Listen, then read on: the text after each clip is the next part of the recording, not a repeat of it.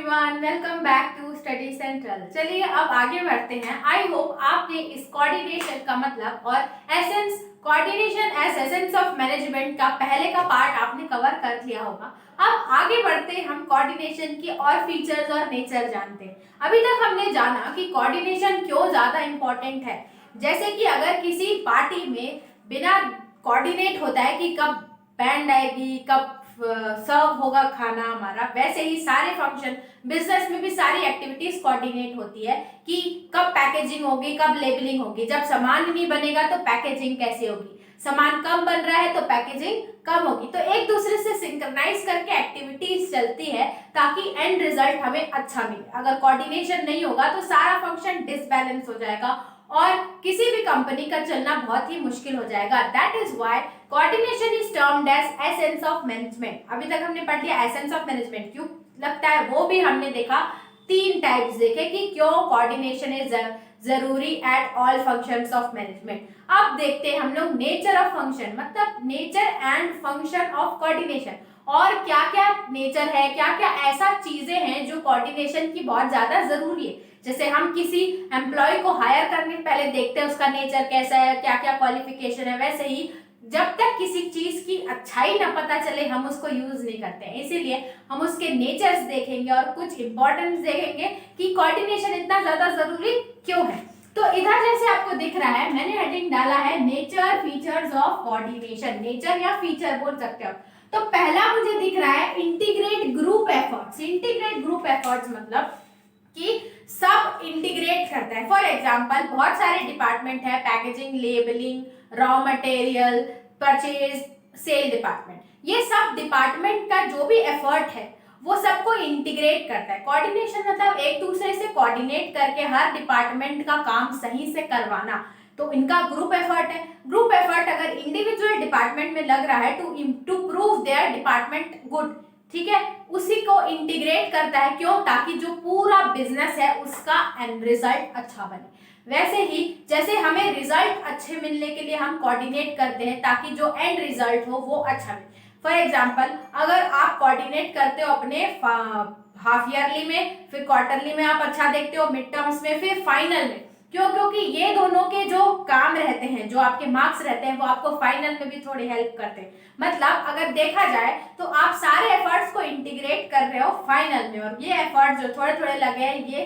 Coordinate आप उस time किए बाकी सब्जेक्ट्स के साथ जो आपको हेल्प कर रहा है आपके फाइनल्स में। इसीलिए बोलते हैं कि ये सारे ग्रुप को इंटीग्रेट करता है, एक साथ लाता है सारे ग्रुप एफर्ट्स को। अब देखते हैं नेक्स्ट देता है ensure unity of efforts. Unity of effort का मतलब कि अगर आप सब बिजनेस में काम कर रहे हैं और सब सारे डिपार्टमेंट अलग है, लेकिन उसका गोल यही है, अगर कुछ मैन्युफैक्चरिंग है तो अलग अलग डिपार्टमेंट है और सब में यही सोचना चाह रहे हैं, यही उनका मोटो है कि जो प्रोडक्ट है वो सही टाइम पे मैन्युफैक्चर होके उनके कस्टमर तक पहुंचे। यही उनका एम होगा ना, भले डिपार्टमेंट अलग होंगे। इसीलिए बोला जाता है कि सारे एफर्ट्स, जो भी अलग अलग डिपार्टमेंट एफर्ट्स लगा रहा है, कोऑर्डिनेशन उन सब में, सब डिपार्टमेंट्स आपस में कोऑर्डिनेट कर रहे हैं, मतलब ये यूनिटी लेके आ रहा है कि सब एक साथ काम कर रहे हैं। अलग अलग डिपार्टमेंट में भले कर रहे हैं लेकिन उनका गोल एक ही है कि उनको सामान सही समय पे कस्टमर तक पहुंचाना है। इसीलिए एक दूसरे से वो कोऑर्डिनेट करेंगे through phones, through call letters और थ्रू पर्सनल मीटिंग्स। कोऑर्डिनेट करके सही से अपने टास्क को कंप्लीट करेंगे with the help of coordination. That is why it is a feature of coordination that ensures unity of efforts. जितने भी एफर्ट्स लग रहे हैं उनको यूनिफाई करता है। उसके बाद देखते हैं, ये दिया है रिस्पॉन्सिबिलिटी ऑफ ऑल मैनेजर। एक बात बताओ, अगर आपको कोऑर्डिनेशन ये नहीं बोल सकते कि सिर्फ टॉप लेवल ही देखेगा, टॉप लेवल मैनेजमेंट ही जैसा बोलेगी वो ही कोऑर्डिनेट करेगा, ऐसा नहीं है। अगर आप अपने डिपार्टमेंट में भी काम कर रहे हो, परचेस कर रहे हो, तो आप बहुत सारे ग्रुप ऑफ पीपल होंगे और ग्रुप ऑफ पीपल सब काम अलग अलग कर रहे होंगे, एक दूसरे से कोऑर्डिनेट नहीं कर रहे होंगे कि एक लिख रहा है तो एक प्रिंट कर रहा है, ऐसे करके कोऑर्डिनेट नहीं कर रहे होंगे तो वो डिपार्टमेंट अच्छा नहीं कर पाएगा। इसका मतलब कि सिर्फ टॉप लेवल मैनेजमेंट ही रिस्पॉन्सिबल नहीं होगी to perform coordination, but managers and everybody over there, managers को भी कोऑर्डिनेट करना पड़ेगा। अलग अलग डिपार्टमेंट के अलग अलग मैनेजर्स कोऑर्डिनेट करेंगे, then only we will get a desired result. That is why coordination is most important. फिर बोलते हैं कंटिन्यूअस प्रोसेस। कंटिन्यूस प्रोसेस मतलब अगर आप एक डिपार्टमेंट को गाइड करके कोऑर्डिनेट करके छोड़ नहीं सकते, it is not at all for one department only, but आप बहुत सारे डिपार्टमेंट को गाइड करोगे। इवन जब आप कस्टमर से भी डील करोगे, जब आप ट्रांसपोर्ट भी करोगे, तो भी आप उससे कोऑर्डिनेट करते रहोगे। कब पहुंचेगा आपके फ्लिपकार्ट से आपके पास पार्सल आते हैं तो उसमें मैसेजेस आता रहता है शिफ्ट हो गया ये, मतलब कहीं ना कहीं वो ट्रांसपोर्ट एजेंसी से भी कॉन्ट्रैक्ट है उनका, तभी तो वो इतनी एक्टिविटीज कर पा रहे हैं, मतलब they are coordinating with each other. इसीलिए ये कंटिन्यूअस प्रोसेस है, ये चलता ही रहता है किसी भी बिजनेस में।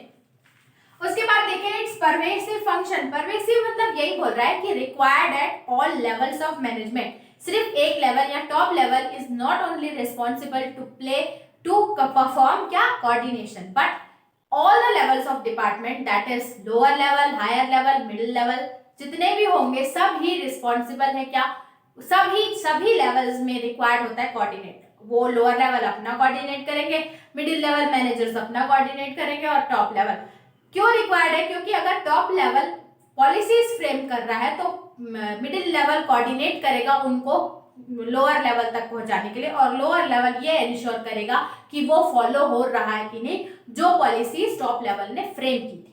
नेक्स्ट इसका देखते हैं कि देख लीजिए ये बचा है हमारा, it is a deliberate function. Deliberate function मतलब बहुत सारी एक्टिविटीज होती है एक बोल सकते हैं ऑर्गेनाइजेशन में, और डेलिबरेटली सारे मैनेजर्स को ये देखा जाता है कि वो एकदम सही से हो रही है कि नहीं। अगर ये एक भी चुकेगी मतलब we are not going to get the results as we are plan. इसीलिए एकदम डेलिब्रेट है, आपको डेलिब्रेटली सारे फॉलोअप्स लेके कोऑर्डिनेट करके अपना काम पे फोकस करना होगा।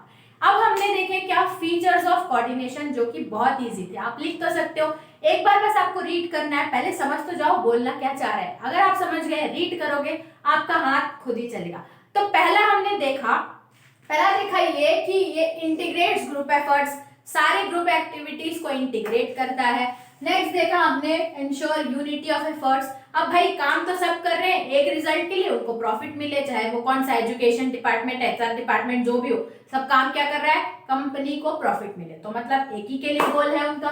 नेक्स्ट देखा रिस्पॉन्सिबिलिटीज ऑफ ऑल मैनेजर, जो भी हमारा कोऑर्डिनेशन रहेगा सारे मैनेजर्स इक्वली फॉलो करेंगे। फिर है कंटिन्यूअस प्रोसेस, एक बार आप कोऑर्डिनेट करके छोड़ नहीं सकते, आपको जब तक टास्क कंप्लीट नहीं होता है, जब तक बिजनेस बंद नहीं होता तब तक आपको कोऑर्डिनेट करते रहना। फिर है परवेसिव फंक्शन। परवेसिव फंक्शन मतलब हर लेवल पे रिक्वायर्ड है। फिर देखते हैं last, it is a deliberate function, मतलब डेलिबरेटली आपको सारे टास्क को फोकस करके देखना पड़ेगा। ये हमने देखे क्या feature and nature of coordination. आप इसको करिए रीड, एक बार गो थ्रू करिए बुक से, लिखने की प्रैक्टिस करिए। तब तक हम लोग नेक्स्ट वीडियो में देखते हैं इंपॉर्टेंस ऑफ कोऑर्डिनेशन।